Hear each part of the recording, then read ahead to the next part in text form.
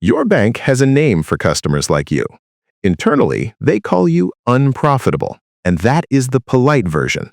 Right now, inside a bank's regional office, a quarterly report is being reviewed by executives behind closed doors.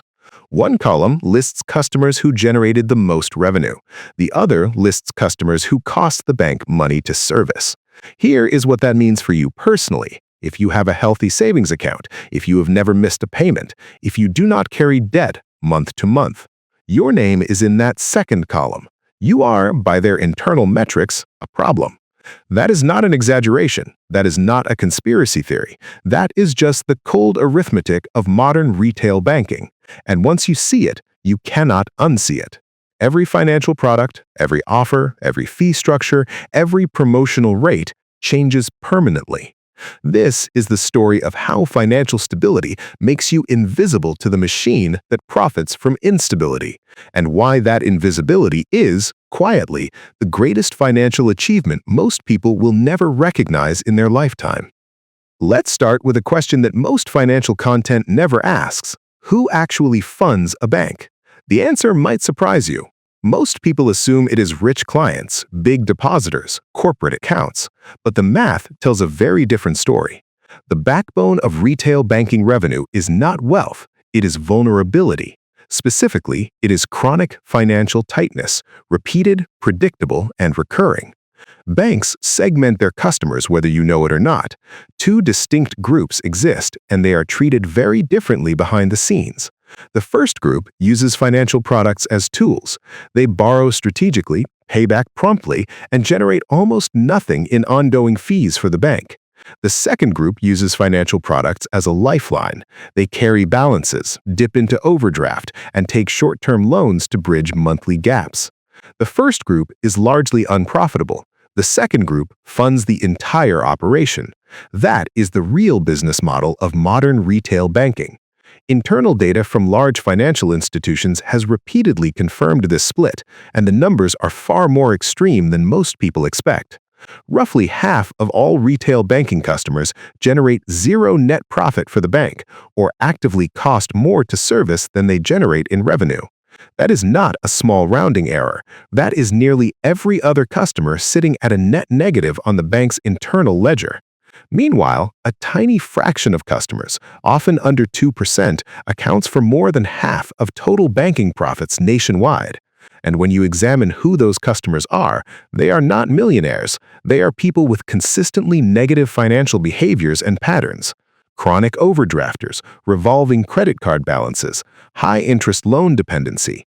These are the bank's most valuable and most aggressively retained customers. The bank's most profitable customer is its most financially stressed customer. That is not irony. That is the core business architecture. To understand why this happens, you have to understand how bank revenue actually works at the retail level. There are two core categories. The first is spread income, the difference between what a bank pays you on deposits and what it charges borrowers on loans. That spread has always existed, but alone, it does not explain the massive profitability gap between different customer segments inside the same bank. Fee income is where the real story lives. Overdraft charges, late payment penalties, cash advance fees, minimum balance penalties, annual rates on revolving credit. Each of these mechanisms generates revenue only when a customer is in a financially precarious position. They do not trigger for someone with a cushion.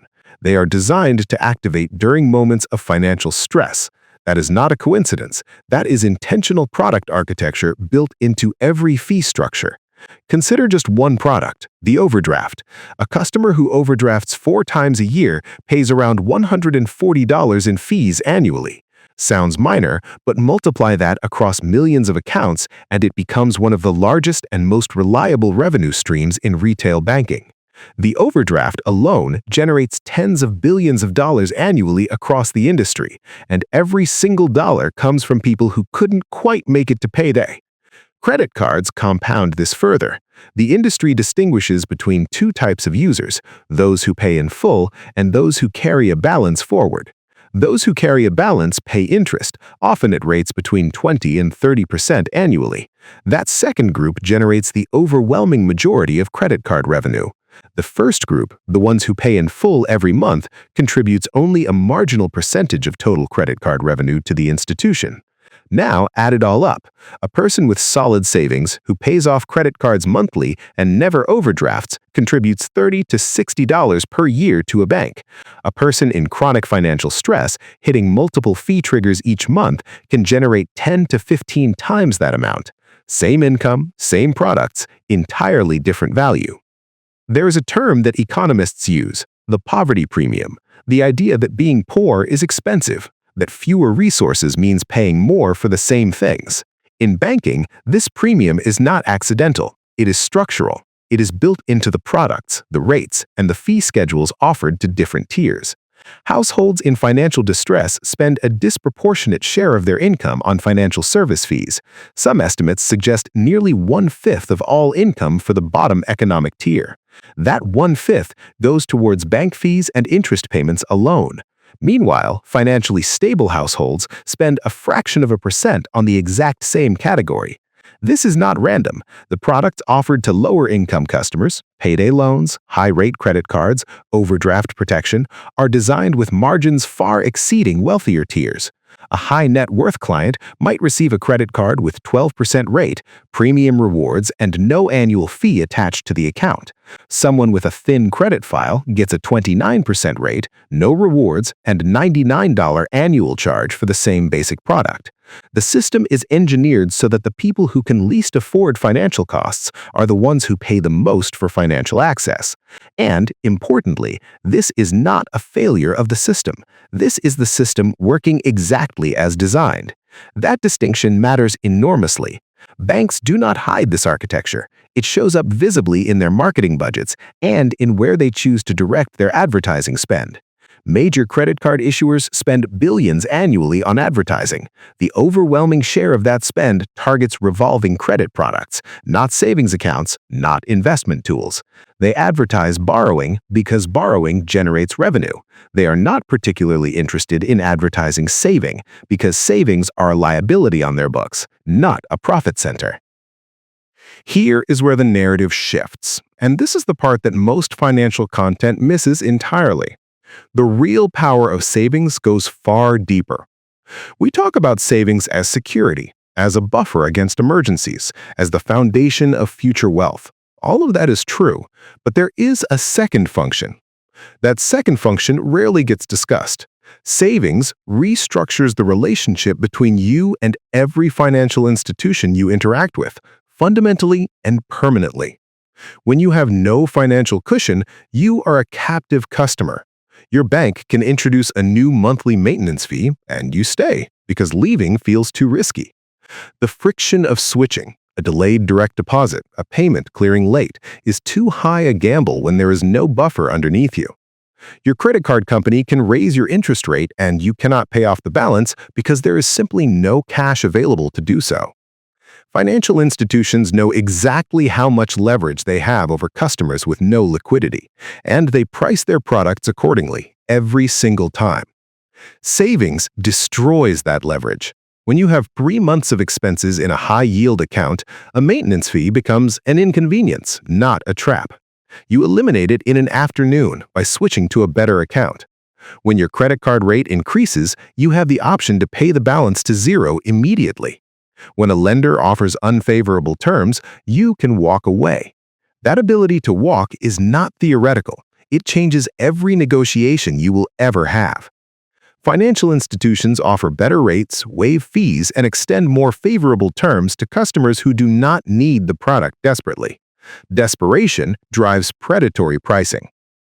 There is also a behavioral dimension to this. Behavioral economics has documented extensively a phenomenon called present bias, the tendency to overweight immediate rewards over long-term costs. Financial product design exploits present bias constantly. Sign-up bonuses, 0% introductory rates that convert to high annual percentage rates, promotional offers with obligations buried in fine print. All of these are designed to make the immediate gain feel larger than the deferred cost. The short-term reward is vivid. The long-term penalty is abstract. Financial stability does not eliminate present bias. Nothing does. But it dramatically reduces the consequences when present bias pulls you in the wrong direction. Someone with a solid emergency fund who gets drawn in by a sign-up bonus and carries a balance for a few months suffers only a modest setback. Someone with no buffer in the exact same situation can spiral. Balance grows, minimum payments consume cash flow, more debt gets added. The hole deepens rapidly. The exact same decision made by two different people has wildly different outcomes depending entirely on whether there is a financial cushion underneath. So what does it actually take to move from the profitable customer segment to the unprofitable one? The shift is more achievable than most people realize.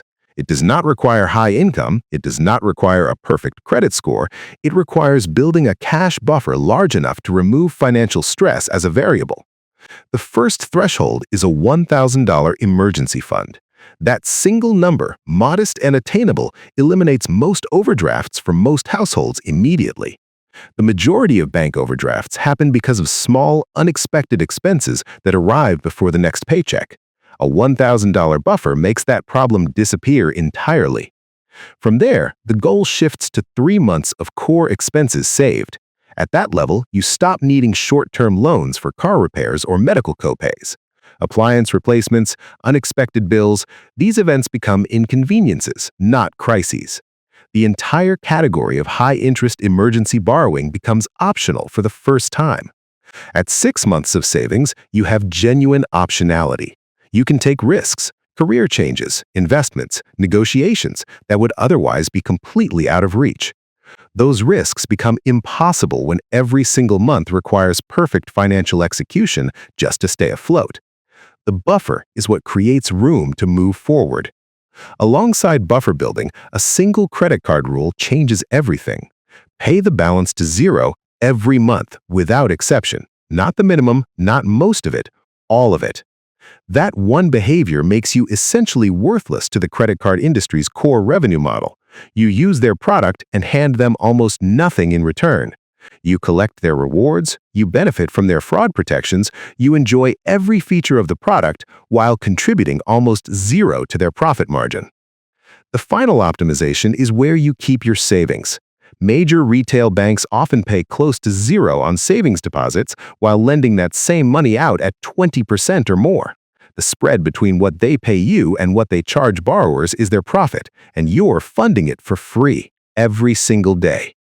Online banks and credit unions regularly offer 10 to 50 times the interest rate on savings accounts with identical federal deposit insurance protection backing every dollar. Moving your savings there does not require trust, it does not require complexity, it requires approximately 5 minutes of paperwork. That is the entire barrier. Here is the deeper point underneath all of this. We're taught to think about saving money in terms of what it gives us: security, freedom, options. That framing is correct, but there is a parallel truth that rarely gets spoken aloud, and it reframes everything we've covered in this entire discussion.